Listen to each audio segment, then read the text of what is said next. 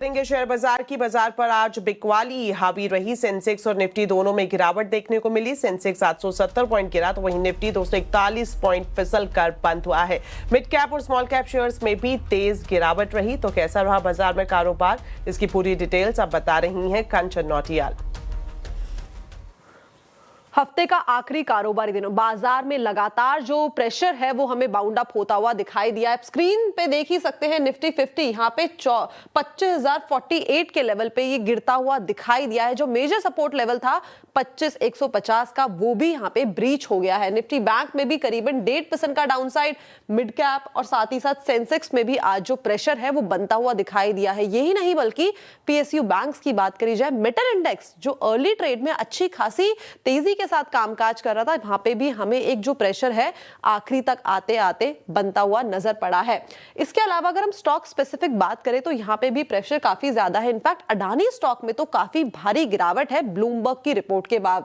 इसके अलावा निफ्टी में बात करी जाए तो डॉक्टर रेड्डीज में तेजी थी, बिकॉज यहाँ पे जो नंबर्स थे उसके बाद ही ये हमें रिएक्शन देखने को मिल रहा है पिछले 2 दिन से।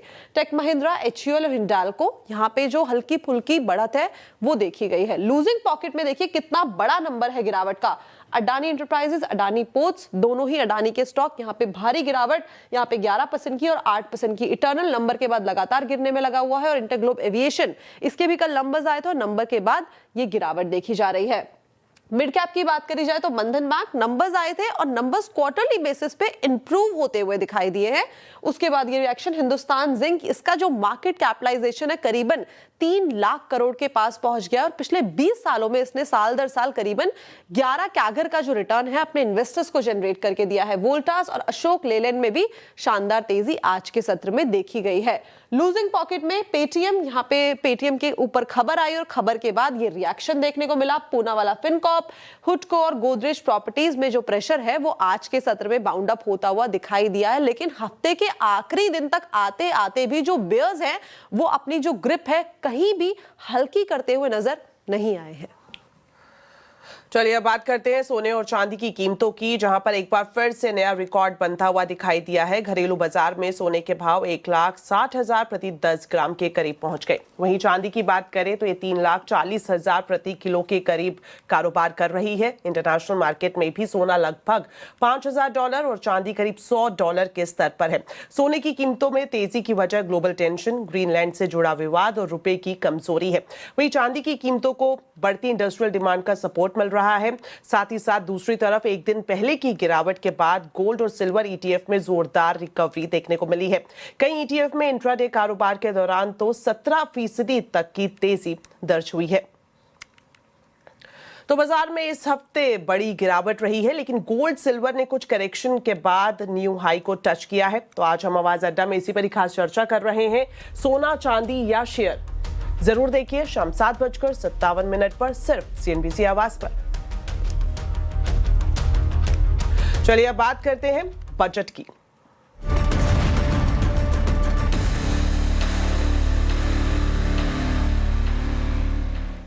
तो इस बार बजट में निवेश बढ़ाने पर मुख्य फोकस देखने को मिल सकता है। सीएनबीसी आवाज को मिली एक्सक्लूसिव जानकारी के मुताबिक न्यू एज टेक्नोलॉजी वाले सेक्टर में बड़े पैमाने पर निवेश बढ़ाने की जरूरत को महसूस किया जा रहा है और यही वजह है कि इस लिहाज से एक बड़ा ऐलान हम आने वाले बजट में होता हुआ देख सकते हैं। डिटेल्स ले लेते हैं। हमारे वरिष्ठ सहयोगी लक्ष्मण रॉय हमारे साथ लाइव जुड़ गए हैं। तो लक्ष्मण जी, आपसे जानना चाहेंगे कि निवेश को बढ़ाने पर किस तरह का फोकस वित्त मंत्री का देखने को मिल सकता है। देखिए, दरअसल बजट में हर किसी की निगाहें इस बात पर टिकी रहती हैं कि सबसे बड़ा फोकस एरिया क्या है या फिर बजट की थीम क्या है। तो जो मुझे अलग अलग सूत्रों से संकेत मिल रहे हैं उसके मुताबिक इस बार बजट में सरकार मुख्य तौर पर सबसे ज़्यादा जो फोकस करने वाली है वह है निवेश बढ़ाने को लेकर के। ये निवेश, बता दूं कि निजी निवेश बढ़ाने की बात मैं कर रहा हूँ, प्राइवेट इन्वेस्टमेंट कैसे बढ़ाया जाए। क्योंकि पिछले लगातार कई बजट से सरकार ने कैपिटल एक्सपेंडिचर सरकार की तरफ से तो बढ़ा है, लेकिन जितना सरकार चाहती है कि प्राइवेट इन्वेस्टमेंट हो उतना नहीं हो पाया है। लेकिन इस बार सरकार बजट में विशेष फोकस फोकस करेगी, इसके लिए कुछ इंसेंटिव का ऐलान सरकार कर सकती है।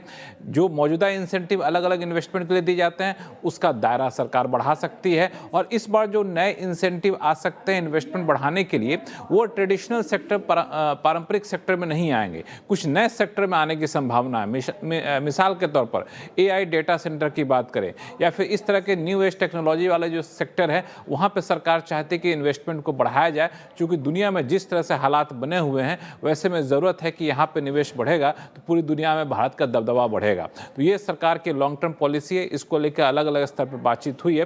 तो इस बार ये आपको फोकस रहेगा। दो चीज़ें और खास जोड़ दूं कि इससे पहले के बजट में आप ध्यान दिए होंगे तो वहाँ पे सरकार का फोकस था टैक्स पेयर्स को कैसे राहत दिया जाए। उससे पहले एक बजट और पीछे जाएं तो वहाँ पे फोकस था कि गाँवों की अर्थव्यवस्था को, किसानों को कैसे राहत दी जाए। और इस बीच बजट से पहले ही सरकार ने GST रिफॉर्म करके ट्रेडर्स को राहत दी है।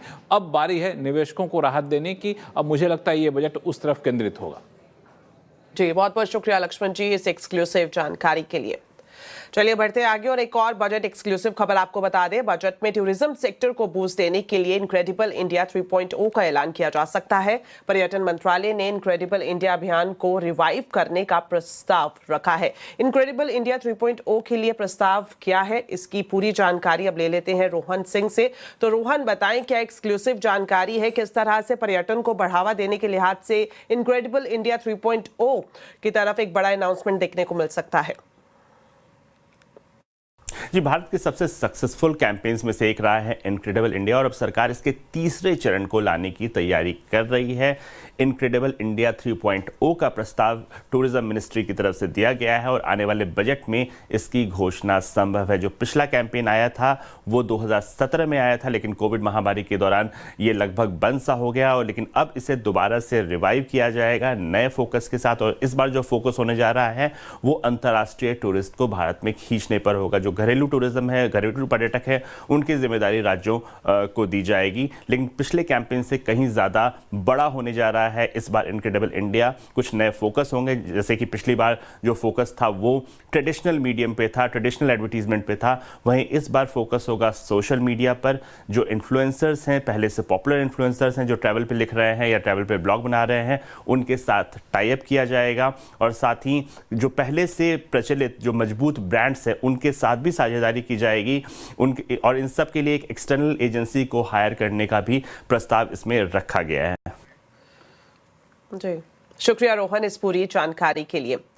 प्रधानमंत्री नरेंद्र मोदी ने केरल के सबरीमाला मंदिर में सोने की लूट की जांच कराने की गारंटी दी है। प्रधानमंत्री ने तिरुवनंतपुरम महापालिका में बीजेपी को सीट मिलने को ऐतिहासिक बताया और साथ ही कहा कि लेफ्ट और यूडीएफ दोनों का एजेंडा एक ही है। अब केरल में तीसरी शक्ति के रूप में बीजेपी का उदय हो रहा है। आपको बता दें, प्रधानमंत्री आज केरल और तमिलनाडु के दौरे पर हैं।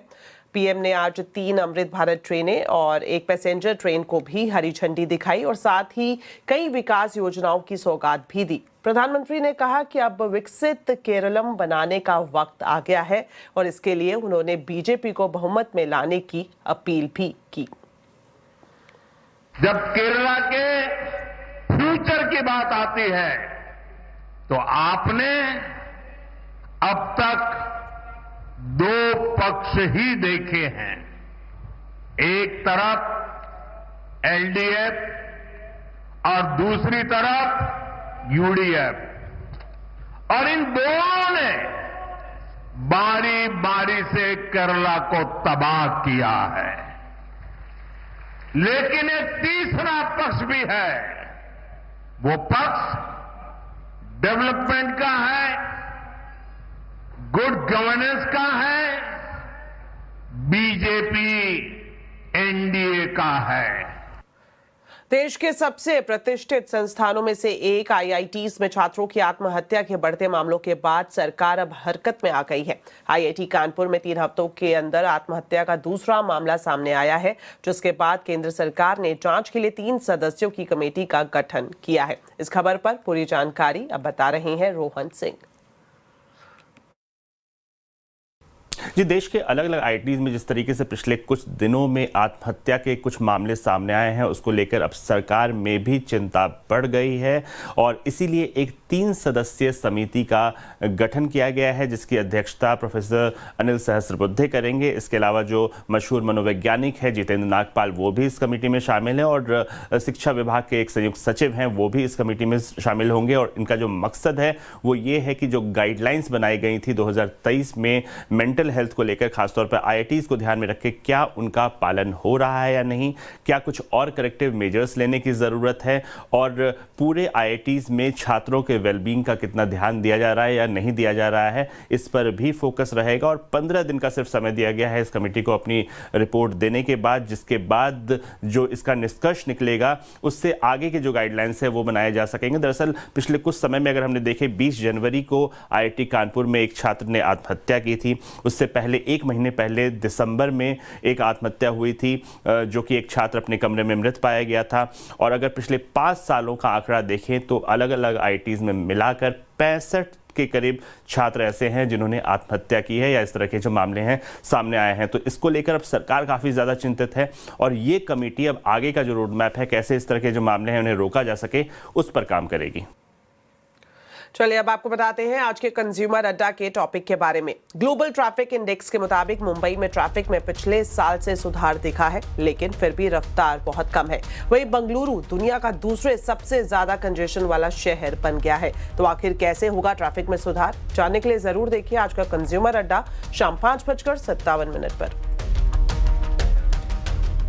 1971 के भारत पाकिस्तान युद्ध पर बनी फिल्म बॉर्डर 2 आज सिनेमा घरों में रिलीज हो गई है। बॉर्डर 2 में आर्मी, एयरफोर्स और नेवी के जांबाजों की कहानी को दिखाया गया है।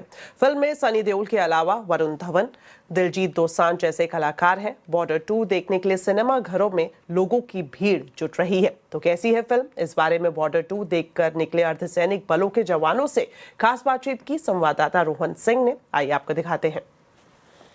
और लंबे इंतजार और बिल्डअप के बाद बॉर्डर 2 आखिरकार आ गई है। हमारे साथ यहाँ पे कुछ लोग हैं जो कि पहले दिन पहला शो देख के यहाँ पे निकले हैं। ये सारे लोग सेना के जवान हैं, सेना में काम कर चुके हैं। तो पहला इनका अनुभव कैसा रहा, क्योंकि बॉर्डर 1 की जो नॉस्टैल्जिक फीलिंग है वो बहुत लोगों के अंदर अभी भी है। इनसे पूछते हैं। ये बताइए सर, आपने जो एक्सपेक्ट किया था मूवी में वैसा निकला? क्या क्या आपका पहला रिएक्शन क्या है? बहुत अच्छी फिल्म है और इसमें जो सनी देओल का रोल है सबसे मेन रोल है। बड़ा मजा है फिल्म देख के, इमोशनल भी है और जोश देने वाली फिल्म है। अच्छा, ये बताइए सबसे अच्छा आपको क्या लगा इस फिल्म में, कौन कैरेक्टर सबसे बढ़िया लगा? वरुण धवन उसका जो सीन था ना, उसका बहुत अच्छा लगा है। अच्छा, वरुण धवन अच्छा लगा। आहान शेट्टी ने कैसा रोल किया? सर आहान शेट्टी का एक जो नेवी का रोल था वो बिंदास रोल था। जो अकेले वो लास्ट में जो एक्शन करते हैं, जो सबमरीन है होती है जो पाकिस्तान की, उसको अकेले वो उड़ा देते हैं, वो काफी बिंदास रोल था उसका। काफी अच्छा रोल था। ये बताइए मूवी में आपको सबसे अच्छा क्या लगा? तो इसका इमोशन है मूवी का बहुत अच्छा है, बहुत टचिंग है। हम फील कर सकते हैं उस अपने आप को मूवी को देखते हुए कि हम जो ड्यूटी करते हैं, सर्विंग पर्सनल है सब, यहाँ पर अपने आप को उसके अंदर देख पा रहे हैं। बहुत अच्छी एक्टिंग की गई है, बहुत अच्छी एक स्क्रिप्ट बनाई गई है, अच्छी मूवी है काफी।